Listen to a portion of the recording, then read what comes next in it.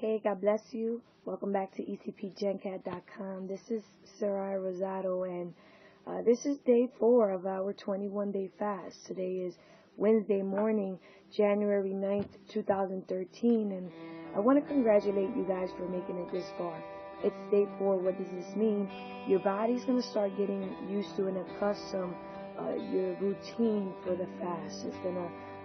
You're still going to be hungry and you're still going to go through the struggle, but it's going to become a lot easier now.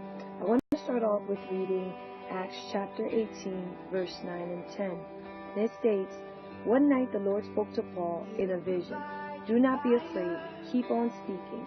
Do not be silent, for I am with you, and no one is going to attack and harm you, because I have many people in this city." I want you to take advantage today. If you have not done so just yet, I want you to do it today, day 4. Make a hit list. Make a list of people that you are praying for salvation. And continue praying for them, but not just pray for them. Today I want to encourage you to actually go and speak to them about the Lord. The Lord says, do not be silent in this verse. He's backing you up. He's with you. So I want to encourage you to do that. I also want to remind you that wherever there's a vision, God is always speaking. What you hear is going to produce what you see. If you look at 1 Kings chapter 18, it's a great verse. I encourage you to read it.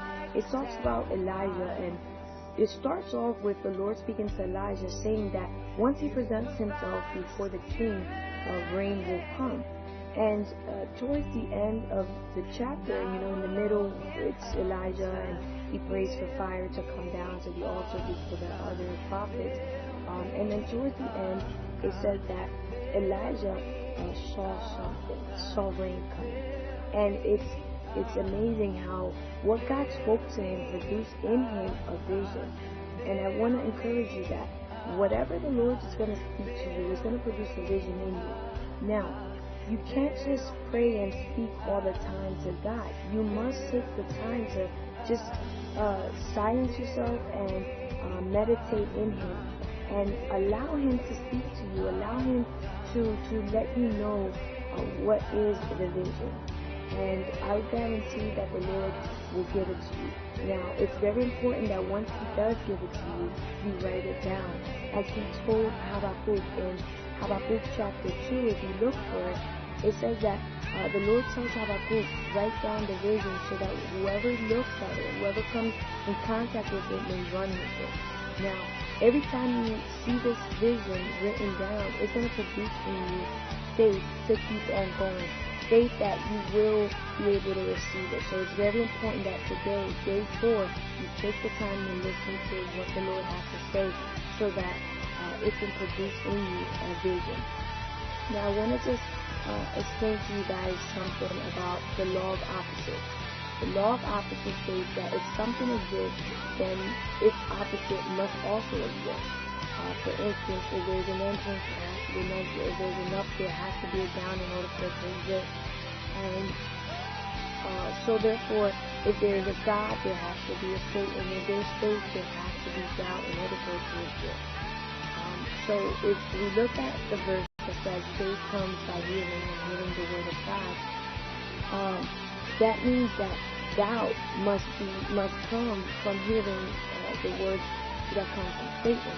Now, in Hebrews chapter 11, verse 1, it says, "Now faith is confidence in what we hope for, and assurance about what we do not see." In other words, if faith uses what we do not see, that means that doubt will use what we can see.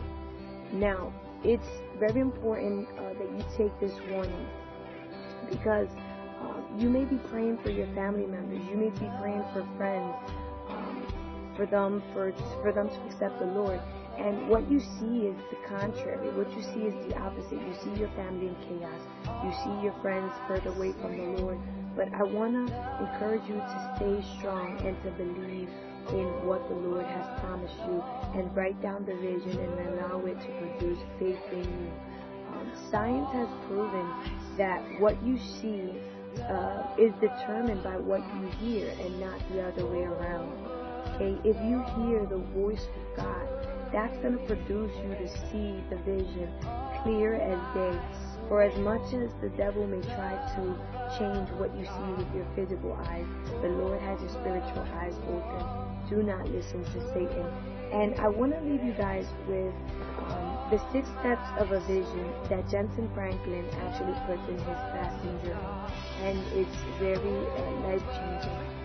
Step number 1, it states that I thought it. If you think it, God gives you the vision. Step 2, I caught it. It says you start to get excited about the vision. Step number 3 is I bought it. You consider the cost of the vision and pay the price. Step